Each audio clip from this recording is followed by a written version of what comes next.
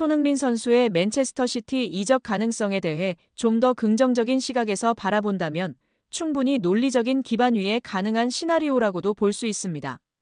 최근 유럽 축구계의 흐름과 손흥민의 커리어 상황, 그리고 맨시티의 전력 구성과 필요 요소들을 종합적으로 살펴봤을 때 양측 모두에게 득이 되는 이적이 될 수도 있기 때문입니다. 먼저 맨체스터 시티 입장에서 손흥민은 매우 매력적인 자원입니다.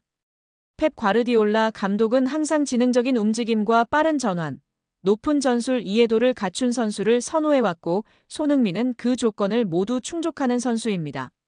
특히 손흥민은 왼쪽 윙뿐만 아니라 중앙 공격수, 오른쪽 윙까지도 소화 가능한 멀티 자원이기 때문에 도쿠, 포든 등 기존 선수들과 조합을 달리하며 다양한 전술적 유연성을 제공할 수 있습니다.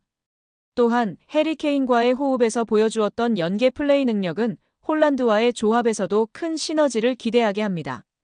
이적료 측면에서도 희망적인 요소가 있습니다. 손흥민은 현재 계약 기간이 2025년까지로 알려져 있으며 만약 토트넘이 재계약에 소극적인 모습을 보이거나 손흥민 본인이 우승에 대한 강한 열망을 나타낸다면 구단이 그의 의사를 존중해 적절한 이적료의 협상에 나설 가능성도 존재합니다. 30대 초반의 선수에게 천문학적인 이적료가 붙기 어려운 만큼 맨시티 입장에서는 비교적 합리적인 금액으로 월드클래스 윙어를 영입할 기회를 잡을 수도 있는 셈입니다. 또한 손흥민의 커리어적 측면에서도 이적은 의미가 있습니다.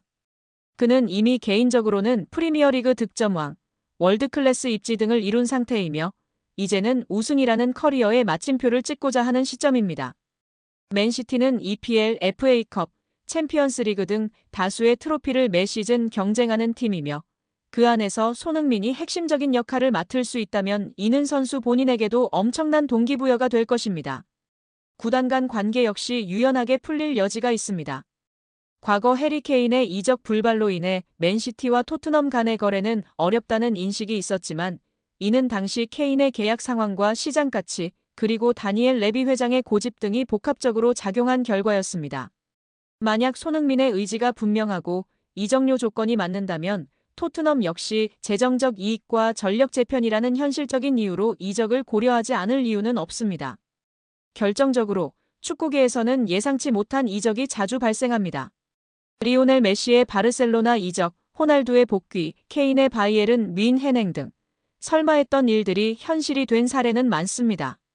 손흥민의 맨시티 이적 또한 그런 빅딜 중 하나로 성사된다면 이는 단지 한 명의 이적이 아니라 프리미어리그 전체의 구도를 뒤흔들 수 있는 뉴스가 될 것입니다.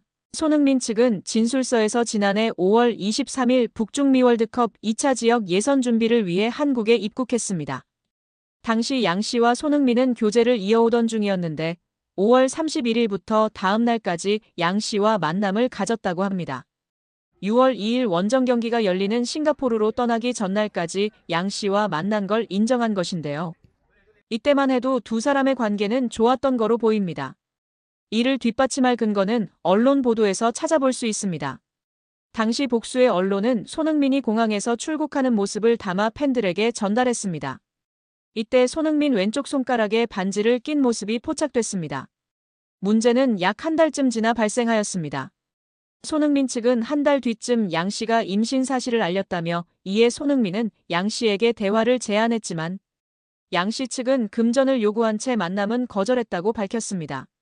이 과정에서 양 씨는 손흥민의 아이를 임신했다면서 태아 초음파 사진을 보냈고 이후 손흥민으로부터 3억 원을 뜯어냈습니다. 손흥민 측은 양 씨의 허위사실 유포가 선수와 팀에 부정적인 영향을 미칠 것을 우려해 공갈, 협박에 응할 수밖에 없었다고 밝혔습니다.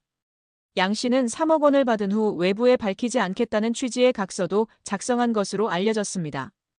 양 씨가 손흥민에게서만 돈을 받게 된 건 아버지일 가능성이 있는 두 남성에게 모두 연락했으나 손흥민만이 양 씨의 말을 들어준 것으로 전해졌습니다. 양 씨는 실제 임신 중절 수술을 받았고 초음파 사진 역시 양 씨의 것으로 확인됐습니다. 이에 손흥민의 아이가 아니냐는 주장이 제기됐지만 임신한 양 씨도 아이 아빠가 누군지 모릅니다. 앞선 20일 연예 매체 디스패치는 양 씨와 공갈 미수 혐의를 받는 40대 남성 용 씨의 대화 내용을 공개했는데요. 공개된 대화 내용에 따르면 용 씨가 근데 너 누구 애인지 정확히 알아?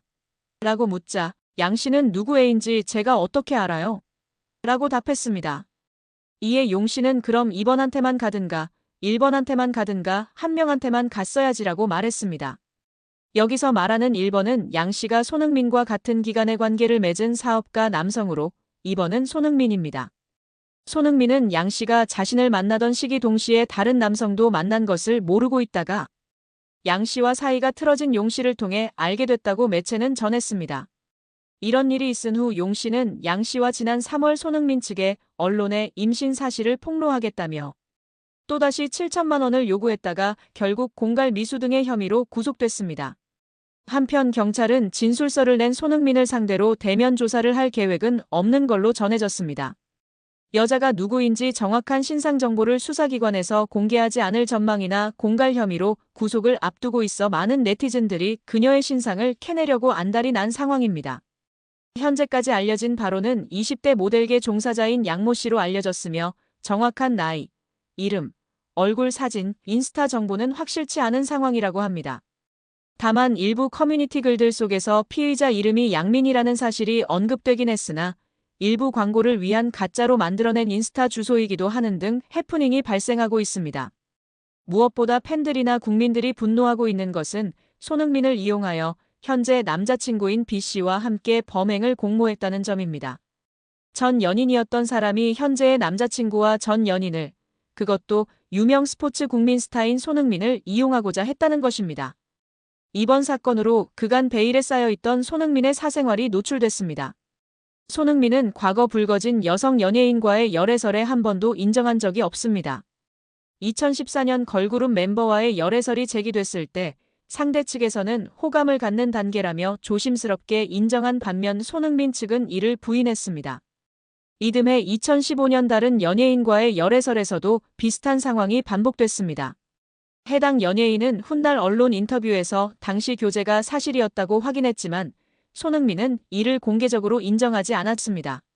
한편 손흥민을 공갈한 혐의로 체포된 양모 씨는 지난 17일 서울중앙지법에서 열린 구속 전 피의자 신문영장실질 심사 때 포승줄에 묶인 채 트레이닝복 차림으로 출석했는데요.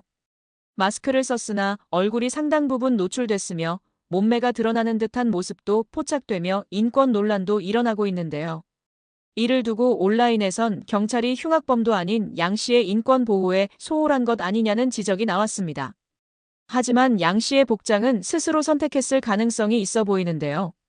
국내 언론사들의 취재를 종합하면 구속심사에 참석한 양 씨의 복장은 검거 당시 복장이 아니었던 것으로 알려졌습니다. 호송 전 자신의 옷으로 갈아입은 것으로 추정되고 있습니다. 경찰 수사 단계에선 구속 피의자라도 따로 복장과 관련한 규정을 두지 않으며 검거 이후 피의자에게 옷을 갈아입을 기회를 주기도 하는데요. 한 경찰 관계자는 적어도 경찰에서 관할할 때는 무조건 자율복장이라고 설명했습니다.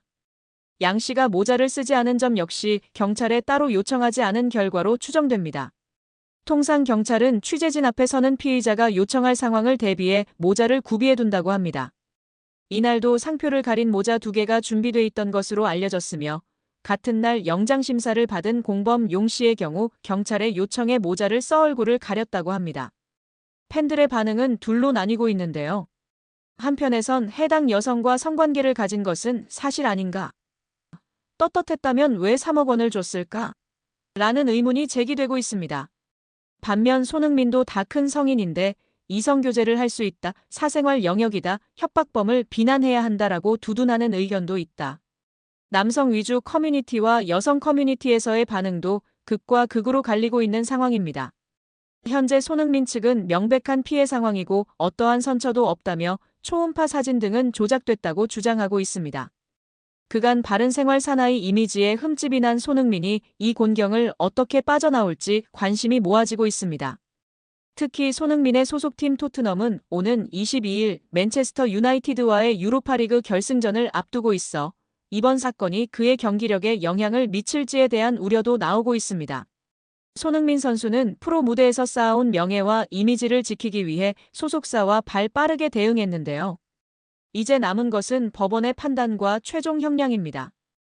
허위 사실을 통해 금품을 뜯어내고 인격을 침해한 범죄가 엄정하게 심판받아야 유사범죄가 근절될 수 있을 것이라고 생각합니다. 이번 사건은 유명인이라 할지라도 철저한 보안과 신속한 법적 대응이 절실히 필요하다는 경각심을 우리 모두에게 일깨워주지 않았나 생각합니다. 여러분은 이번 손흥민 협박 사건에 대해 어떻게 생각하시나요? 여기에 맨체스터 유나이티드가 파리 생제르맹 선수를 대거 영입하는 것을 추진하는 것으로 전해졌습니다. 프랑스 매체 PSG 인사이드는 PSG 선수 중 3명이 맨유에 관심을 받고 있다. 맨유는 이강인, 네베스, 멘데스 영입을 계획하고 있다. PSG가 챔피언스리그에서 선보인 경기력으로 인해 맨유는 PSG 선수들에게 관심을 가지고 있다고 전했습니다. 프랑스 매체 버풋볼 클럽은 21일 맨유 영입설이 있는 선수 중 멘데스는 PSG와 재계약 협상 중 맨유가 자신에게 관심을 보이자 맨유의 관심을 이용해 PSG에 더 높은 급여를 요구하기도 했다. 멘데스는 지난 2월 PSG와 계약을 연장했고 1년 연장 옵션을 포함해 2030년까지 5년 재계약을 체결했다. 맨유는 멘데스와 PSG의 재계약에도 불구하고 멘데스 영입을 포기하지 않을 것이라고 언급했습니다. 이 매체는 PSG는 맨유가 영입을 원하는 3명의 선수 중에서 올 여름 이적 시장에선 이강인만 이적 가능하다는 뜻을 나타냈다. 멘데스와 네베스에 대해 PSG 경영진은 이적 불가라고 전했다고 덧붙였습니다. 이강인은 최근 맨유 이적설이 꾸준히 언급됐는데요. 다만 이강인은 다양한 이적설에도 불구하고 올 시즌 종료 이후에도 PSG에 잔류할 가능성도 주목받고 있습니다. 프랑스 매체 르파리지앵은 PSG의 캄포스 단장은 이강인과의 재계약을 자신의 우선순위 중 하나로 삼았다. 이강인은 2028년 6월까지 PSG와 계약 기간을 맺고 있다며 시장 가치 3천만 유로로 평가받는 이강인 영입을 원하는 클럽은 넘쳐난다. 프리미어리그의 맨체스터 유나이티드와 크리스탈 팰리스가 이강인 영입을 위해 움직일 수도 있다고 언급했습니다.